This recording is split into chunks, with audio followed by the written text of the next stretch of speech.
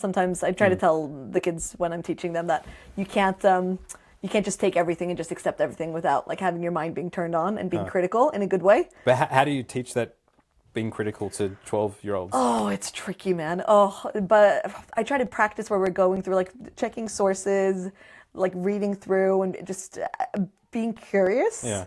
But obviously, if you don't know a lot about something, then okay, you have to inform yourself and try and find more information about certain things. But Yeah. just kind of that critical mind and curious, critical and curious mixed together. That's a good way. And I think going in there, not taking everything for like this is gospel. Yes, and, exactly. Like, checking sources. People can be wrong, and news. You know, we sometimes look at like we use the example of different like newspapers or like in internet sites and different stuff like, but they're biased and trying to understand bias, understand people aren't perfect, and facts can be wrong sometimes. Just having that, don't believe everything you read. I think bias is really good. Yes. Like, because it really affects how everything's done. Exactly. So, yeah, that's a really good approach. No, I think we've done it. And maybe it's probably not the same with science, but like at least with like news, we look at one story and then we look at two different sides, like two different channels that have been telling the same story. Okay. Just to kind of get them someone that just watches this will just believe this. Someone that just listens to this channel will believe this. So you have to maybe listen to both. Yeah. And then try to find facts. Yeah. But I don't know if you can apply that to science in the same way. Maybe a little bit. You can a little bit. So I guess there are different sort of perspectives. So right now, going back to that other example, there are some people that are like social media is terrible for everything. Yeah, and killing us all. Is killing the youth. And others are like, well, we need more research, and it is certainly bad for some people. Right. But it's also good for some people. Right. COVID. So I've had some colleagues doing research during COVID, and a lot of kids had a really bad time.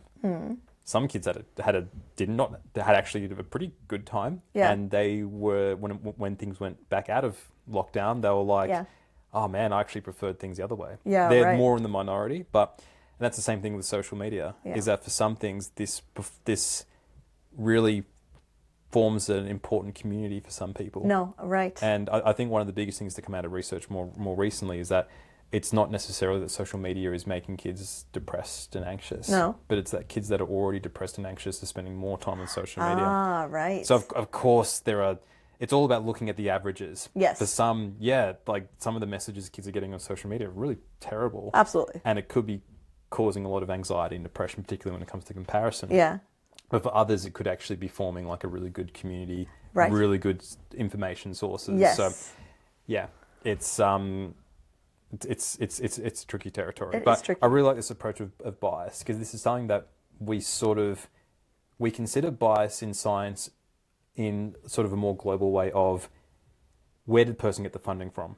Ah, okay. Because I was wondering how that would play in science. Okay. And you have to, so like, where do you get the funding from? Do you have a patent on a thing? Are you talking about a new treatment, which you also happen to have the patent for? Oh, yes, right. And so those are very obvious financial conflicts of interest. Yeah. But we don't really talk about intellectual conflicts of interest in that, like, I've had this idea that I've been pushing this theory, and this paper, it's consistent with the theory. That stuff isn't spoken about explicitly. Right. If you know the field, you know, she's just pushing her theory. Right. He's just doing that to support his theory. Right. And we don't sort of say that. We always have a section, a conflicts of interest section. Yeah. And typically you'll be like, this was funded by this person, and this person also, I'm also the director of a company which is talking about this product. Yes. But we don't talk about intellectual conflicts of interest.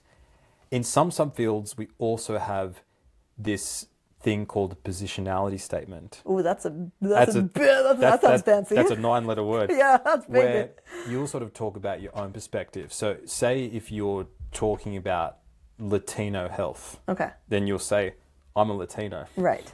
And this is my perspective.